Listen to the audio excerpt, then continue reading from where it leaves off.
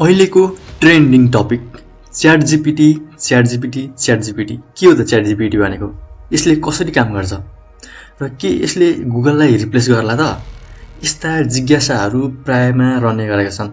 आज हामीले यिन 3 पोइन्ट बेसमा रहेर हाम्रो च्याट जीपीटी एउटा वेबसाइट छ हैन, एउटा एआई बेस्ड कम्पनी छ। यसलाई चाहिँ हामीले एक्सप्लोर गर्नेछौँ, डिस्कस गर्नेछौँ है त। Let's begin the video. कुरा गरौँ च्याट जीपीटी के हो त? च्याट जीपीटी भनेको एआई बेस्ड एउटा के हो त भन्दाखेरि तपाईको सर्च इन्जिन हो है। तपाईले यसमा चाहिँ हरेक कुरा सर्च गर्न सक्नुहुन्छ। जस्तै गुगल जस्तै हो, तर यो भर्खरै लन्चिङ भएको, 2022 मै लन्चिङ भएको, यो सुरुवाती चरणमा छ हैन। यसमा तपाईले विभिन्न कामहरू गर्न सक्नुहुन्छ। तपाईको डेली लाइफमा फास्ट टाइम सेभिङ चाहिँ एकदमै यसबाट हेल्पफुल हुन्छ। टाइम सेभिङ कामहरू गर्न सक्नुहुन्छ है त। कुनै पनि तपाईले जस्तो प्याराग्राफ लेख्नु पर्यो हैन, कुनै के टेक्स्ट जेनेरेट गर्नु पर्यो भने अथवा केही सर्च गर्नु, जे पनि यसमा छ के तपाईले इजिली फाइन्ड गर्न सक्नुहुन्छ र यसले जेनेरेट गरेर दिदिन्छ। यसलाई युज गर्नको लागि तपाईले के गर्नुपर्ने हुन्छ? सुरुमा लगइन गर्नुपर्ने हुन्छ है त। अब तपाईले लगइन गरिसकेपछि तपाईले गुगल विथ लगइन कन्टिन्यू गर्न सक्नुहुन्छ हैन। मैले इजीको लागि कन्टिन्यू गरेँ। एकछिन टाइम लिइरहेको छ यहाँ चाहिँ है। अब जस्तो यो खुलिसकेको छ।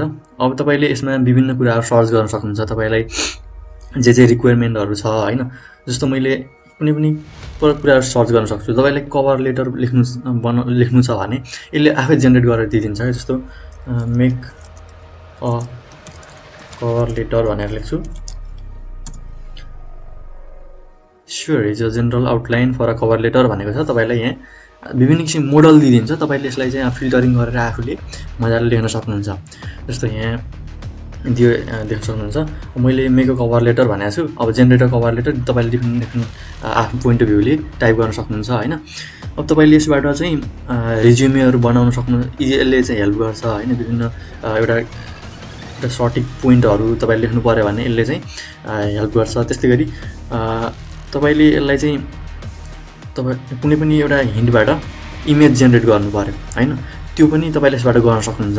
त्यस्तै गरी तपाईले फ्रिल्यान्सर हुनुहुन्छ भने यो चाहिँ एकदमै हेल्पफुल हुन सक्छ तपाईहरुलाई गिग बनाउनको लागि। त्यस्तै गरी अन्य कुराहरू डिफ्रेन्ट कुराहरू तपाईले यसबाट युज गर्न सक्नुहुन्छ।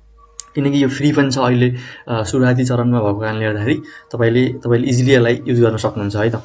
यसलाई युज गर्नको लागि अब यसमा तपाईले सर्च त आफूले गरि नै हाल्नुहुन्छ। डिफ्रेन्ट कुराहरू तपाईले रिक्वायरमेन्ट अनुसार हैन, तपाईको डेली लाइफलाई एकदमै इजी बनाउने छ र यसलाई युज गर्नु होला। मैले पनि युज गर्ने गरेको छु है त।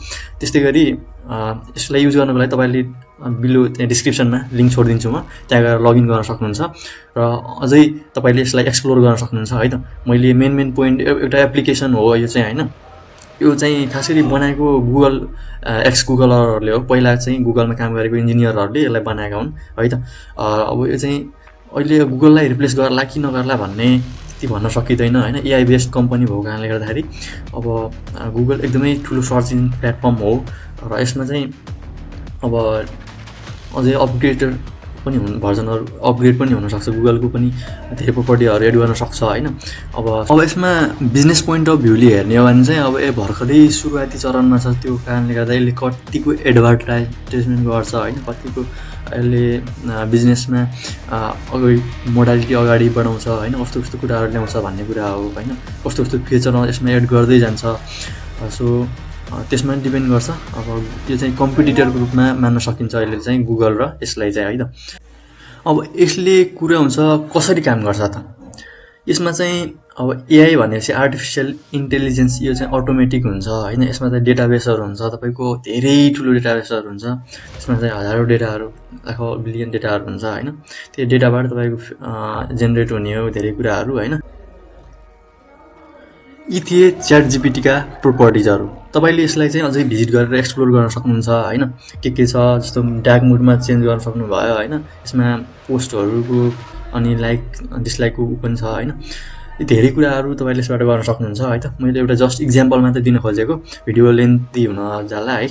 यति नै भन्न चाहे। यदि के क्वेरीजहरू छ भने कमेन्ट सेक्सनमा कमेन्ट गर्न नबिर्सनु होला। यो भिडियो मन पऱ्यो भने लाइक गर्न नबिर्सनु होला। यस्तै टेक्नोलोजी खालको र नोटिस खालको भिडियो हेर्नको लागि। र अर्को भिडियोमा चाँडै भेटौँला। अहिलेलाई भने बाई बाई।